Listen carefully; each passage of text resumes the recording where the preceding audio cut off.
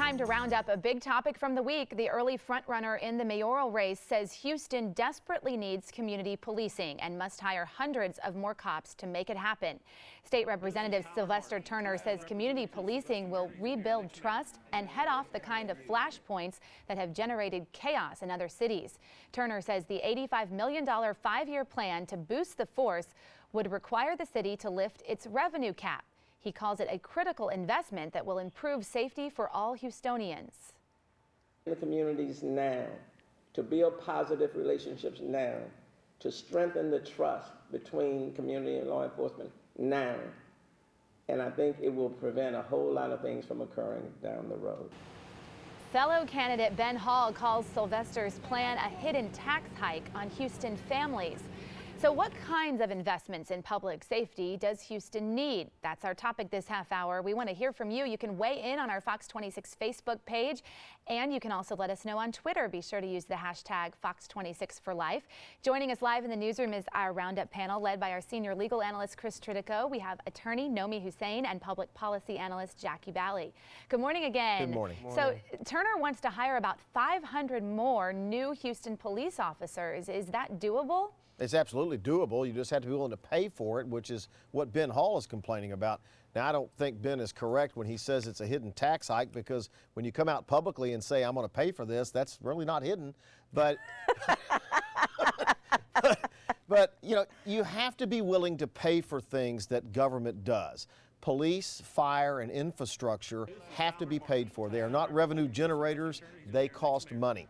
And Sylvester Turner is the one who's willing to come out and say, we need more policemen, and we have to pay for it, Jackie Bally.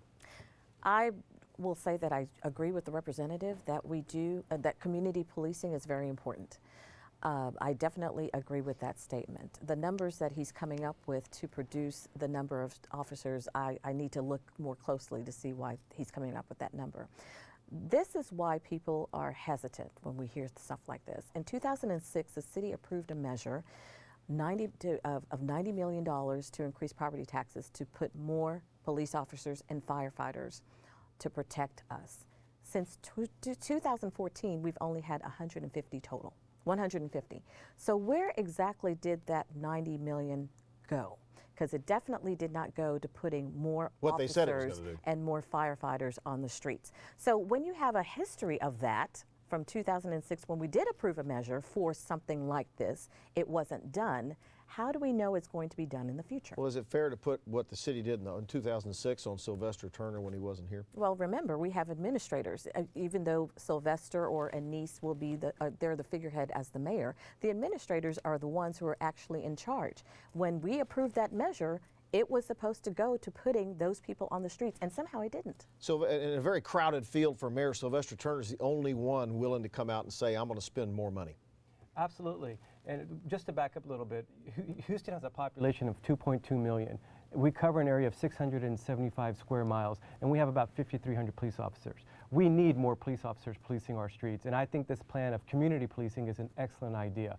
The fact that he's come out with a plan is a great thing. I think it's something that's needed, and you're right, he's the only candidate to do it. But the other scenario here that we need to discuss is Ben Hall attacking him. You know, Sylvester Turner and Ben Hall are going after the same constituency for votes, which is the African American community. And this is a scenario we're going to see played out over and over and over again. So, but to answer your question, I think it's a good idea.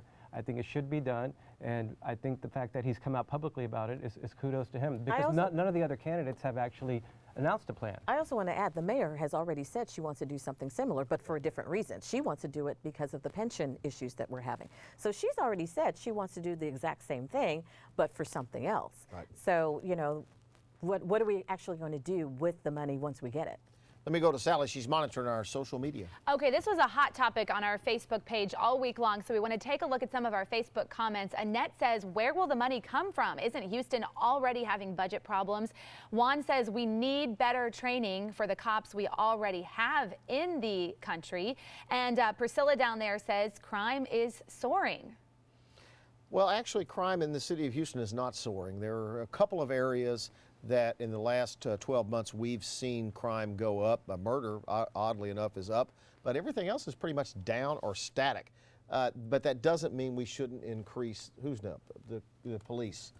presence in the city. I think it's extremely important to have police presence. Now, we have had $1 billion worth of revenues since 2009, but we've had $3.3 billion worth of expenses since then. So we need to also look at where this money is going. If it's not going in public safety, if it's not going into fixing our potholes, because we've talked about that over and over again, where is the money that we're currently getting going? So we have to make sure we curtail that before we start saying we need to spend more. And we're out of time, but his proposal says we have to bust the revenue cap. That's a dangerous position to get in, isn't it? It's a slippery slope. Once you bust the revenue cap, you know, it's hard to get it back in place. So yes, it's a slippery slope, and we need to be careful before we do that.